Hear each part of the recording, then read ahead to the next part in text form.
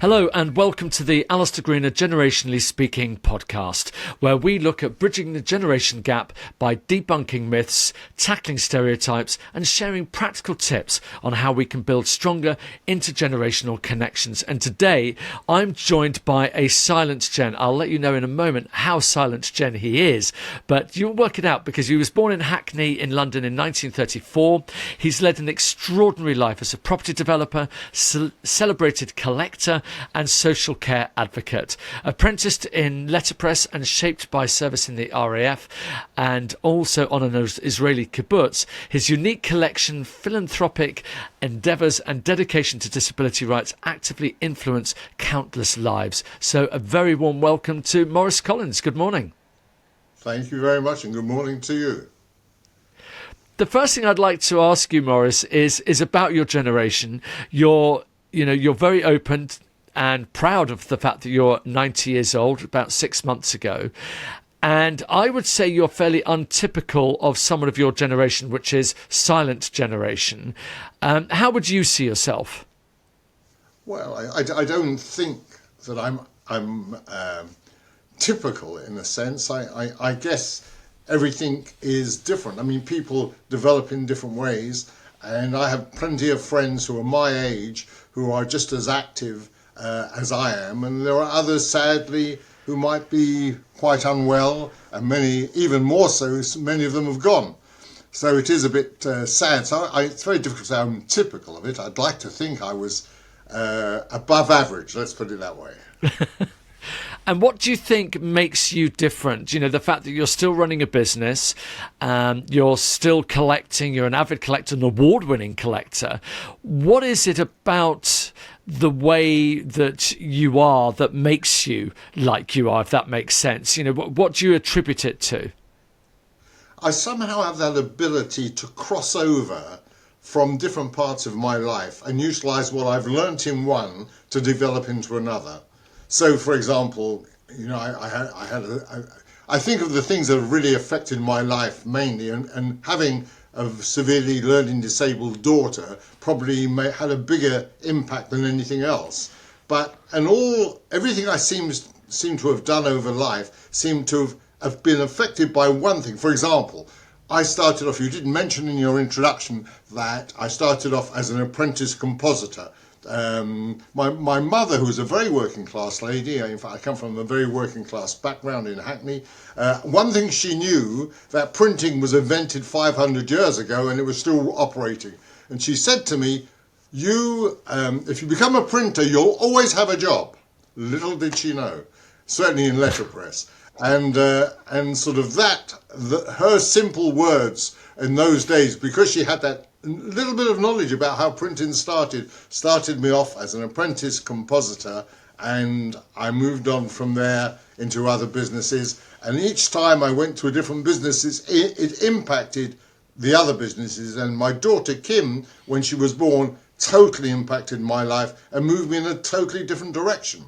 So on one hand, being a parent of somebody severely learning disabled is a very, very difficult situation. But happily, my wife and I, we managed to overcome it and became much more positive by her experience. Even to the degree that my great-grandson was the result of the fact I set up an organisation where my son married another volunteer working in one of our projects. So it's amazing how things happen like that. What a lovely way for that to go full circle in a sense. I want to go back to your upbringing, if I may, because I'm a big advocate of your upbringing really shaping who you become. And of course, you were born pre-war, but your childhood would have been very much during the war, so that would be very fresh in your memory, living in London. How do you think that shaped you and your generation? Once again, it's very difficult to tell, because you're quite right. At the age of 5, I was evacuated to Norfolk, away from my parents. I saw my mother approximately once a year, and my father I didn't see throughout the war except once, when I was taken back into London. So I lived on a big farm in Norfolk. I can't say I had a happy life there, out in a rural setting.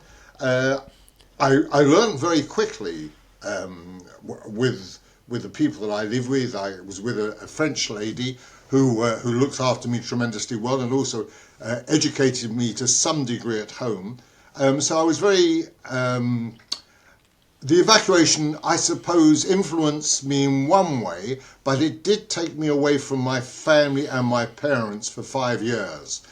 The impact of that I'm a little bit unclear about, what in fact that did to me, but certainly when I came back to London, I was quite unhappy living in a tenement building in the middle of Hackney with my parents, not knowing my father too well, and not having any network of friends or anything else that I had been brought up with. So I guess there was a negative impact after the war, coming back to a situation which wasn't that easy at the time.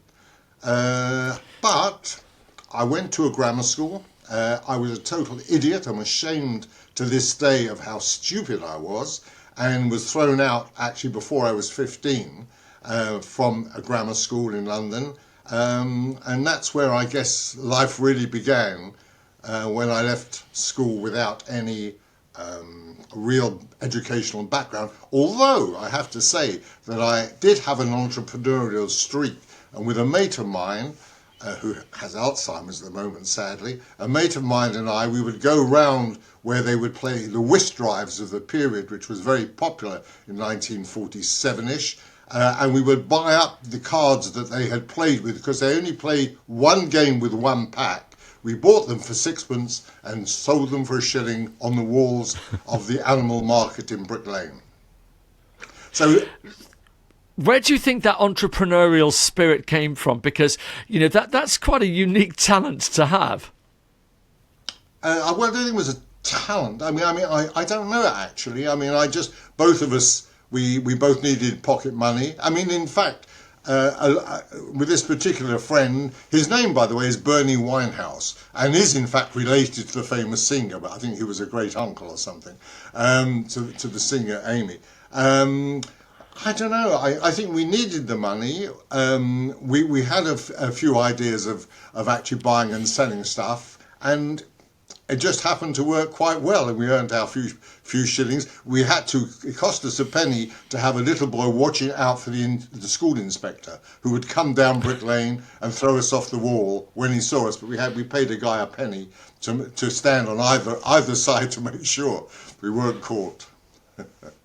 I have to say, I know Brick Lane well. I remember back in the, not a little bit more recently, but in the late 80s, getting the best bagels in London.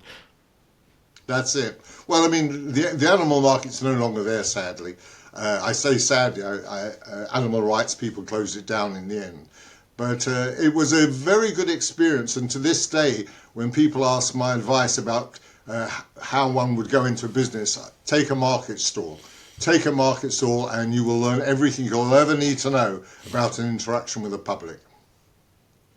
I think that's great advice. And let's talk about your early career, because you clearly changed your outlook. You changed your approach from being, as you said, an idiot at grammar school to becoming quite an entrepreneur. And those early days, you know, tell us a little bit about that, and you know, how you basically changed your outlook and your approach to work. Well, as an apprentice, I worked for a very small firm. In fact, I was the only employee. So I was an apprentice. The guy, there were two people originally, demobbed from the army, and they set up a small printing works. And I loved the trade. I loved what I was doing. I learnt a great deal just from the practicality of being able to produce something that was sold for a profit, and I got paid as somebody who was the employee. And within a year of doing that, I did become more or less the boss. Although there was only two of us in the end, I more or less became the boss of the company, relishing what I was doing, and also developing. One of the things was, how did we get business? And I used to dress in a white coat, and I used to walk down the local areas knocking on the door and say, I'm the local printer and we haven't got much work. If you want a job done cheaply and quickly, I'm here. And that's more or less how I got into the business perception, the business of selling in a wider context than selling wish drive packs of cards on the streets of Brick Lane. Now, I think I've made that quite confusing in a way, but still, I hope that in some way answered what you asked.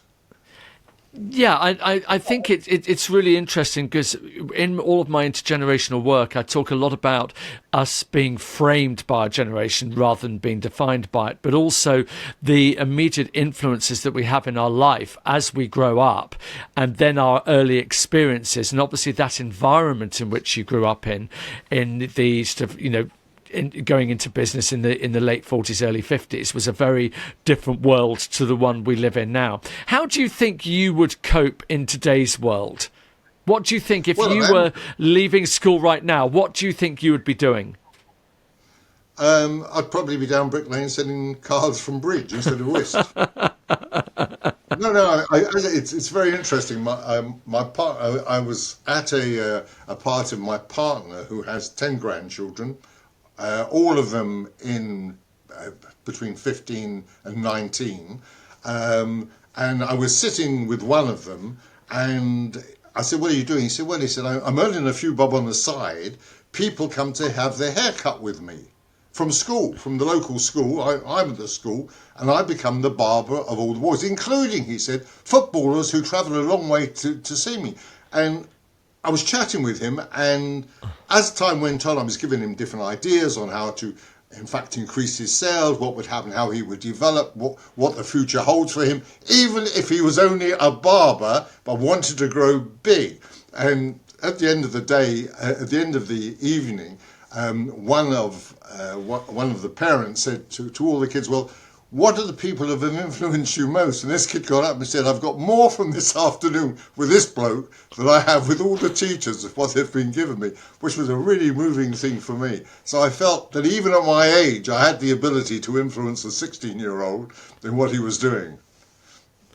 And I love that because that does go against what people might think. And, we see it all the time in my local village where the very young and the very old get together and share stories and have an absolutely magical time together. And it's somehow when it's not the parent or the boss telling you what to do, somehow there seems to be a level of acceptance that you don't get if it's an immediate parent. Yeah. No, I mean, it's funny enough, the same thing happened with my partner, with another one of her grandchildren.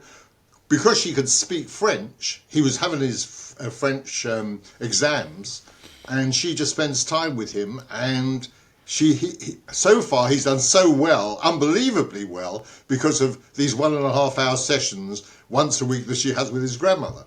So, I mean, it's not just generations. I mean, people basically, we're no different than my parents were in a way. They had the same needs and the same aspirations that I have had.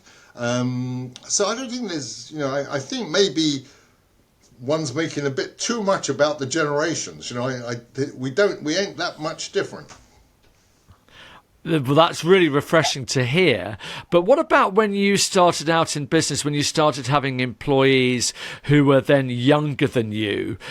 So that would have been, you as Silent Jen, and then you would have had, obviously, baby boomers coming in, these young whippersnappers coming in at the time. How was that relationship for you in those days?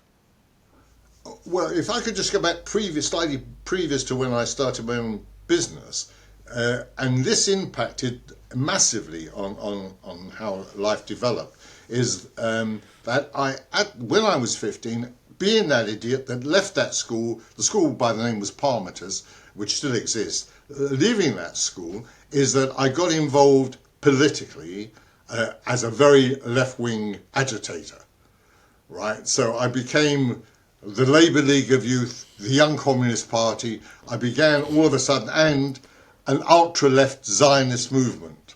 And that had probably the biggest impact on my life at the period, as it ran alongside the fact that I was also developing a business, but it also gave me an ideology and a framework in which to operate. To this day, the impact of that still remains. And all the friends I had in those days are still my friends.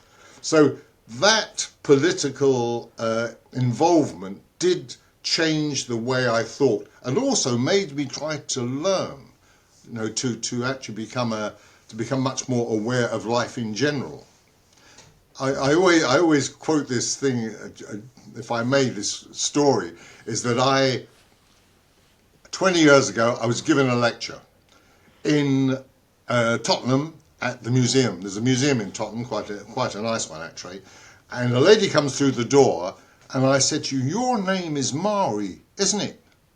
And she said, "Yes." I said, "And I met you 60 years ago, a bit more than 60 years ago, at a Communist Party dance in the Shoreditch Town Hall." She said, "Well, I don't remember." I said, "Not only that," I said, "we had a dance, and I was very impressed by your knowledge." And I said, "Could I take you home?" And you said very reluctantly, yes, you can take me home. And we got this 643 bus down Stonington High Road. She lived above a shop. I stood at the door and I said, "Well, lovely meeting you." I said, can I take you out again?" She said, "No." Oh, I said, "Can I kiss you goodnight?" And she more or less told me to hop off, right? Now, and I said, "I've never forgotten your face." Anyway, we had a laugh. We went into thing. I started my lecture with that story that I've just told you. All through the talk, I picked on her, right? It was all about my gadgets. And at the end of it, she gets up and she said, "May I ask a question?" I said, "Yes." She said, "Tell me," she said, "what do you do with all the rubbish you collect?" I said, "Well, I store them at home." And she turned to the audience and said, "I had a lucky bloody escape, didn't I?" Let's come to you talked about technology and technology changing. How are you as a 90-year-old with technology? Well, I've actually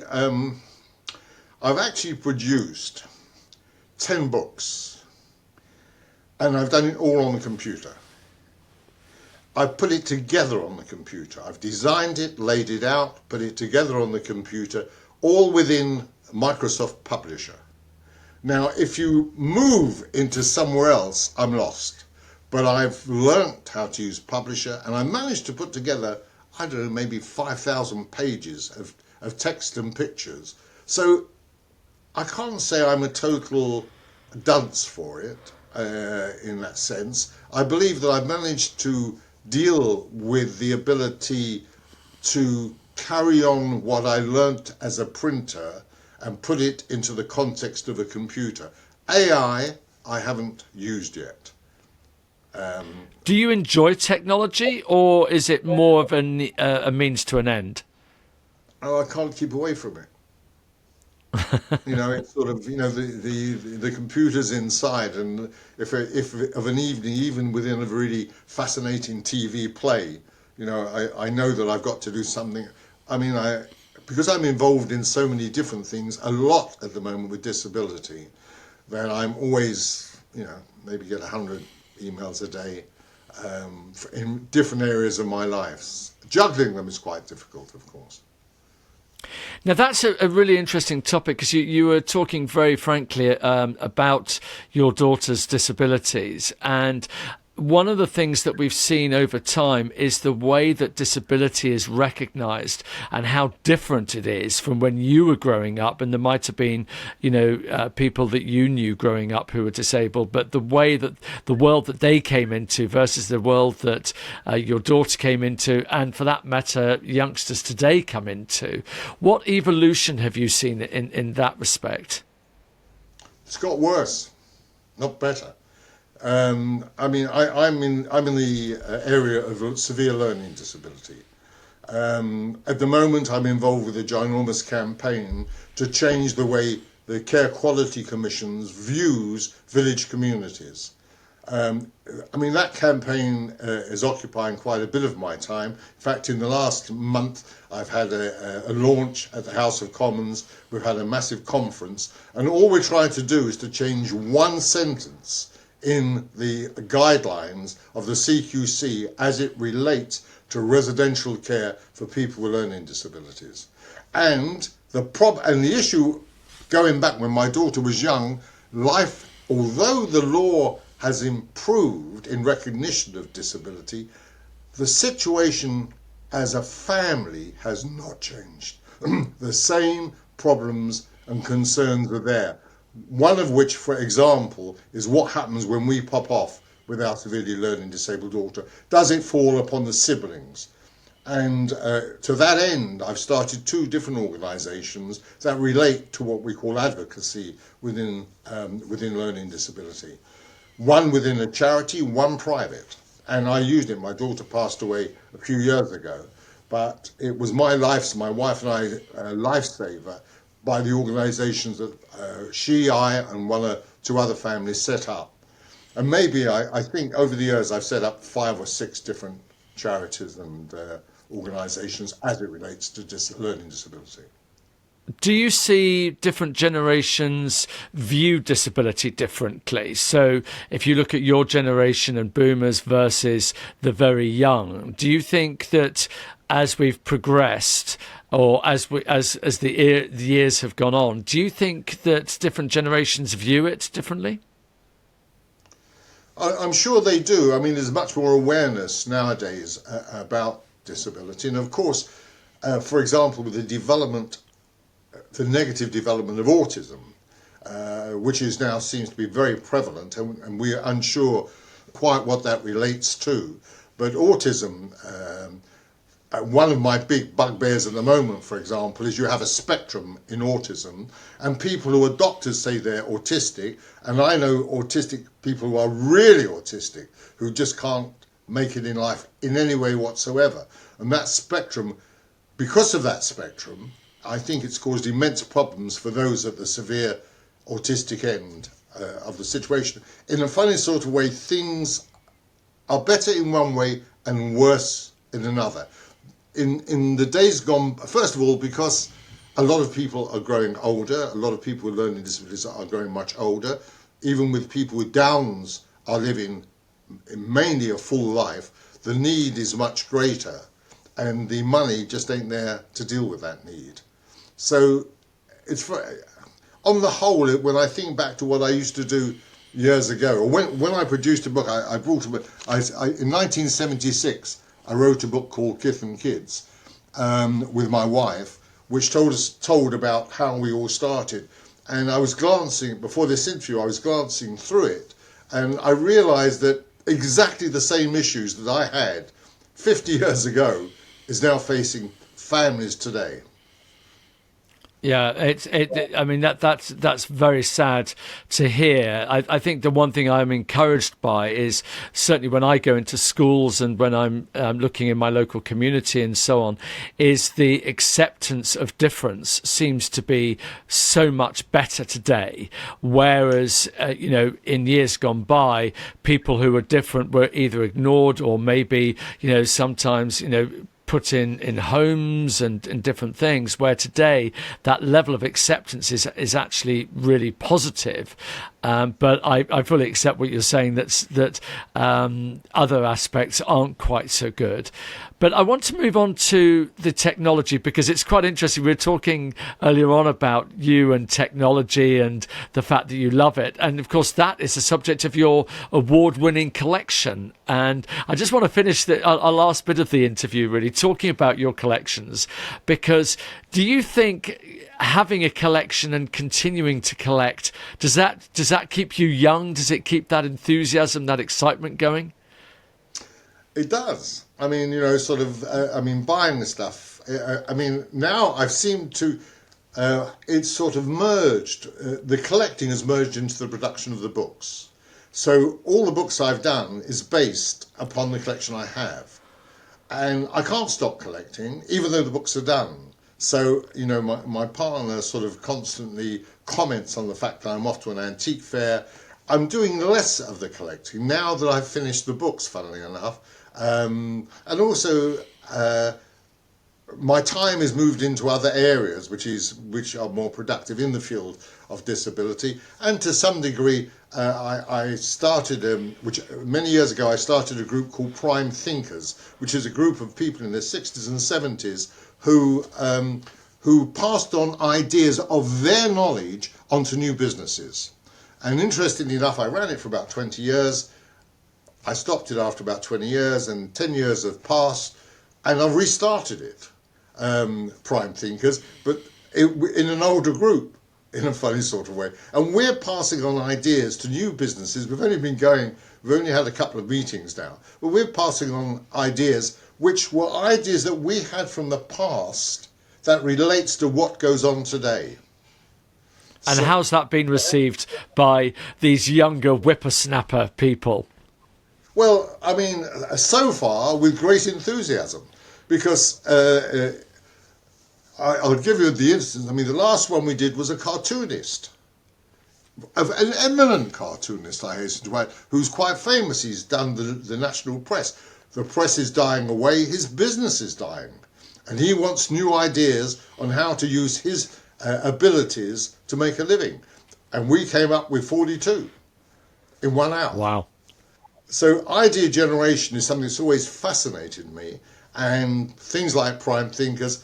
I mean, when I was running my businesses, just to give you some, I don't think we've discussed my sort of business life, but I evolved. I started my own printing company. I specialised in the manufacture of cartons. You know what I mean by cartons? Small boxes. Yeah. A small run printer that does small boxes. That's what I was focusing on. I advertised in the Sunday Times business to business page, and I got a certain amount of work. At the same time, I was producing box games for the swag trade. Do you know what the swag trade is? Yep. The fashion industry. The what? Oh, swag trade. Sorry, I thought you said the rag trade. I beg your pardon. The swag trade. What's the swag trade? The swag trade is the bingo trade and the market trade.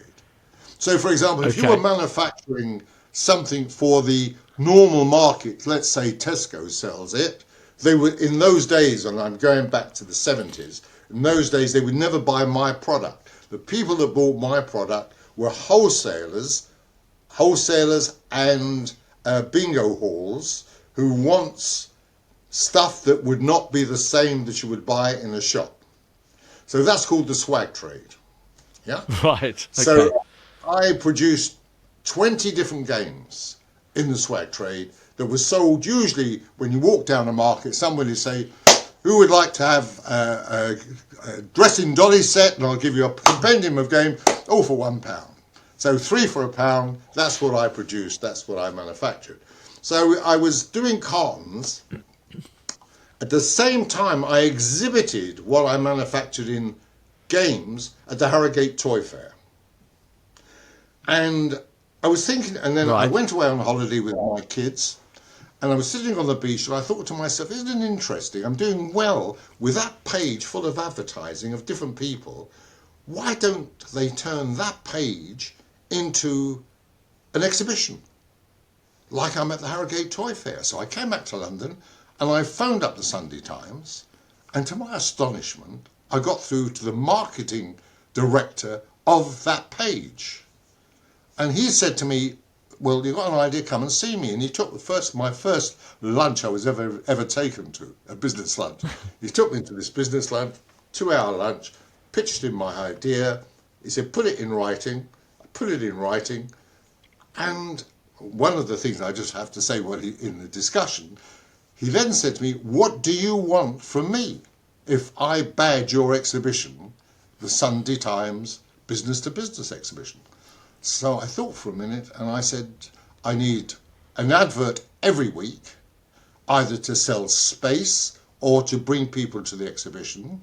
He said, yeah, I think we could do that. He said, is that it? I said, and I thought quickly, £20,000. He said, that sounds reasonable. I started a totally new business, which was the biggest success of my life. I was employing 50 salespeople by the time I was finished with running 28 exhibitions in the UK and Europe, which was quite an amazing development. And how did you get on with them? I mean, that's remarkable. 50 salespeople. They must have been from all different generations. And this is me sort of clumsily bringing us back to the generational conversation. But was there any friction between the different generations that you saw in the workplace at that time? No, in fact, if anything, some of the older staff, one instance, I had one chappie there who was in his 60s, who was a bit of a drinker, and I didn't know, the younger staff covered it up and supported him, so he had carried on with his job, otherwise he would have been out the door. But in fact, I found many years later, and by the way, as a matter of interest, I sold that company back in the 90s, and I still have some of those staff who contact me very often. Wow, that's amazing. And actually, very quickly, let's talk about your business now, because you're still a commercial property owner. Yes. How involved in the business are you at 90 years old? Well, my son runs. I have a sort of a different range of portfolios, but I have one somebody who was you talk about generations. The guy that was apprenticed to me when I was a printer is now my partner in some of my properties. And my son deals with all the properties that I'm involved with him. But one property, which is called the London Fashion Centre in Finsbury Park, if you know London, I don't know if you know Finsbury Park. It's that one property, because the people in the fashion industry are so difficult, my son doesn't want anything to do with it. So myself and my sort of very close friend who was my apprentice, his name is Ellis, he's in the music business, we run that property together. So that is the one area that I am totally involved in from a business point of view. Other than that, my son runs everything else. But that is quite a big hassle. One of our problems is footfall, which applies across to anybody in the retail business, and we know what the retail situation is at the moment. But it's a mull where we have ground floor, we have 8 small businesses and offices of other businesses in the building, and that's my involvement at the moment in that one area. My son deals with the rest, I'm happy to say. And finally, just to wrap up here, I just want to talk a little bit about your collections.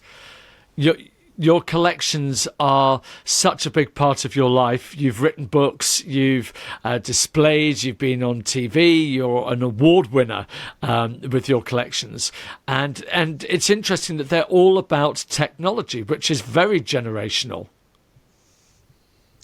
Hang on a minute. They're not all about technology. I mean, they are, I guess you're right in a sense, that the collection is sort of artifacts that have made life easier. You're quite right, actually. It's as I think about it, everything I've got in the collection, the same need still applies today, but it's being done in a different technological form. And it is that early part of the development of technology that interests me. So I collect between 1851 and 1951, 100 years of the anything. It's like a gadget collection, and also it has some how it looks as well is also of interest to me.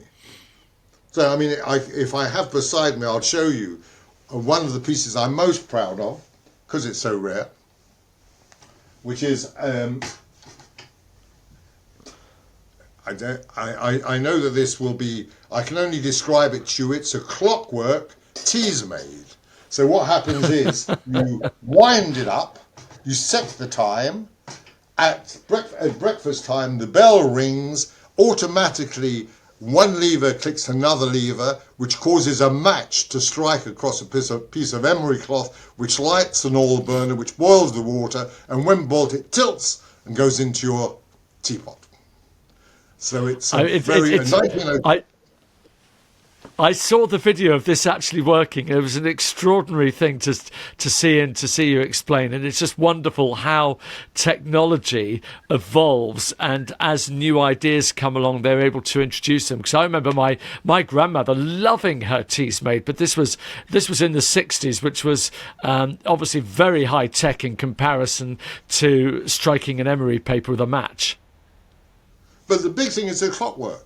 If you think about it, how do you store energy? I mean, batteries are the one way of storing energy. How else can you store energy? You store energy in the early days by clocks.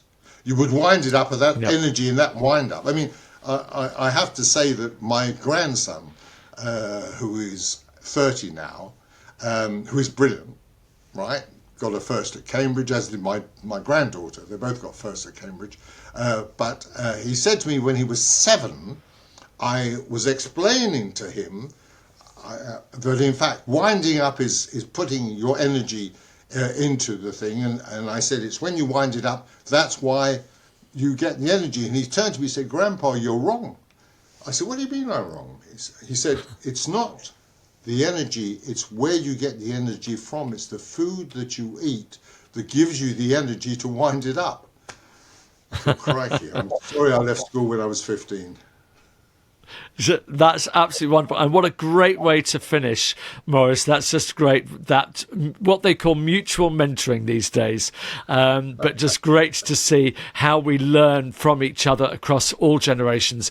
It's been an absolute joy chatting to you, and good luck to you with all of your projects, all of your collections and all of your work. And at 90, I think you're an inspiration to everybody. We're going to put a couple of clips in the show notes for people to watch, but Maurice Collins, thank you so much for joining me. The Alastair Greener Generationally Speaking podcast was presented by me, Alastair Greener. It was recorded at Granary Studios and produced by James Jones. Please follow us and leave us a review wherever you get your podcasts. To find out more, visit generationallyspeaking.co.uk.